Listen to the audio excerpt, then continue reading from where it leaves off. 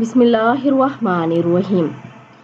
حدیث نبوی صلی اللہ علیہ وآلہ وسلم ہے کہ جنت میں 3 محل۔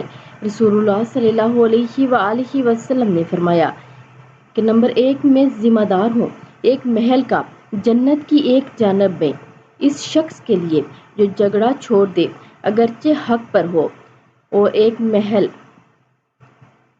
جنت کے درمیان میں اس شخص کے لیے جو جھوٹ چھوڑ دے اگرچہ مذاق میں ہی کیوں نہ ہو، اور جنت کی اعلیٰ منازل میں ایک محل کا اس شخص کے لیے جو اپنے اخلاق کو عمدہ بنا لے۔ تو آپ سب بھی اس پر عمل کریں۔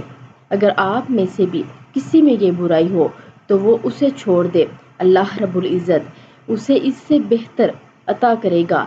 جیسے نبی کریم صلی اللہ علیہ وآلہ وسلم نے جھگڑا چھوڑ دینے پر، مذاق میں بھی جھوٹ بولنے پر، اور اپنے اخلاق کو اگر اچھا نہیں ہے تو اسے عمدہ بنانے کی طرف کرنے پر محل کی ضمانت دی ہے۔